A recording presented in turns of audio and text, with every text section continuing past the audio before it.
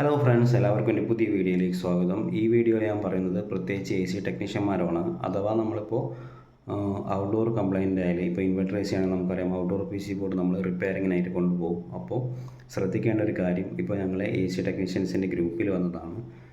റിപ്പയറിനായിട്ട് നമ്മൾ outdoor P C board എടുത്തു. പക്ഷേ എന്തോ ഭാഗ്യത്തിന് റിപ്പയർ ചെയ്യുന്ന ആൾ നമ്മുടെ പി സി ബോർഡ് നമുക്കറിയാം ഒരു കേസിലാവുമല്ലോ വരും പ്ലാസ്റ്റിക്കിൻ്റെ, അതിൽ നിന്ന് എടുക്കുമ്പോഴാണ് അതിൻ്റെ ഒരു പാമ്പിൻ്റെ കുട്ടി പുറത്തൊക്കെ പോയത്.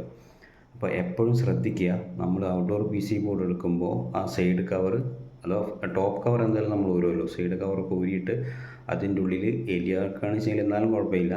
പക്ഷേ ഇതേപോലെ പാമ്പിൻ്റെ കുഞ്ഞൊക്കെ വന്നാൽ ഭയങ്കര അപകടമാണ്. അതുപോലെ എ സി ഫിറ്റ് ചെയ്യുമ്പോൾ നമ്മൾ ശ്രദ്ധിക്കേണ്ട കാര്യം, ഈ പഴയ പോലെ നമ്മൾ വെറും കപ്പാസിറ്റർ മാറ്റമല്ല, ഈ ഇൻവെർട്ടർ എ സി ആകുമ്പോൾ അതിൻ്റെ ബോർഡ് അധികം നമുക്ക് കംപ്ലയിൻറ്റ് വരാറുണ്ട്. അപ്പോൾ അവിടെ നിന്ന് ചെയ്യാൻ പറ്റുന്ന തരത്തിലുള്ള സ്ഥലത്ത് നമ്മൾ ഔട്ട്ഡോർ പി സി ബോർഡ് വെക്കുക, അല്ല ഔട്ട്ഡോർ വെക്കുക. കാരണം പിന്നീട് നമുക്ക് ടെക്നീഷ്യന്മാർ വന്നിട്ട്, അല്ലെങ്കിൽ ചില സ്ഥലത്തൊക്കെ അറിയാം, ഈ എന്താ പറയുക, മെയിൻ്റനൻസിന് പറ്റാത്ത സ്ഥലത്ത് കൊണ്ടുപോയി വെച്ചാൽ പിന്നീട് നമ്മളത് സ്കഫോൾഡിംഗ് ഒക്കെ ഇട്ട് ഒരുപാട് ടൈം എടുക്കും ജസ്റ്റ് ഒരു പി സി ബോർഡ് അഴിക്കാൻ തന്നെ. കാരണം ഇത് റിപ്പയർ ചെയ്താൽ ചിലപ്പോൾ ഫസ്റ്റ് ടൈമിൽ തന്നെ ഓൺ ആയിക്കൊള്ളുന്നില്ല, ചിലപ്പോൾ നമ്മൾ 2 പ്രാവശ്യമൊക്കെ കൊണ്ടുപോയി റിപ്പയർ ചെയ്യേണ്ടി വരും.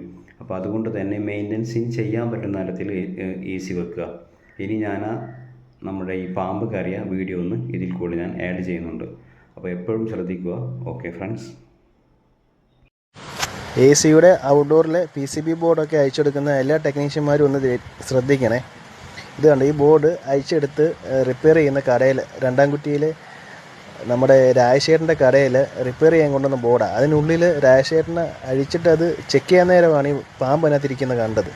അതിനുള്ളിൽ പാമ്പ് അനങ്ങാതെ എവിടെയോ കയറി ഇരിക്കുമായിരുന്നു. അപ്പം എല്ലാവരും ഒന്ന് ശ്രദ്ധിക്കണം. ചിലപ്പോൾ നമ്മൾ പൊക്കത്തിൽ നിന്നൊക്കെ ആയിരിക്കും 2 നില അല്ലെങ്കിൽ 3 നിലയുടെയൊക്കെ ഒന്ന് നമ്മൾ ബോർഡ് അഴിക്കുമ്പോൾ ഇത് അറിയത്തില്ല. ഈ സാധാരണ ചിലപ്പോൾ കയറി കടിക്കുകയോ കൈ കടിക്കുകയോ അല്ലെങ്കിൽ നമ്മൾ കണ്ടിട്ട് പേടിക്കുകയോ ചെയ്ത് കഴിഞ്ഞാൽ നമ്മൾ പൊക്കത്തിൽ നിന്നൊക്കെ ചിലപ്പം പുറമോട്ടായുമ്പോഴോ സൈഡിലോട്ടായുമ്പോഴോ താഴെ വീഴാൻ സാധ്യതയുണ്ട്.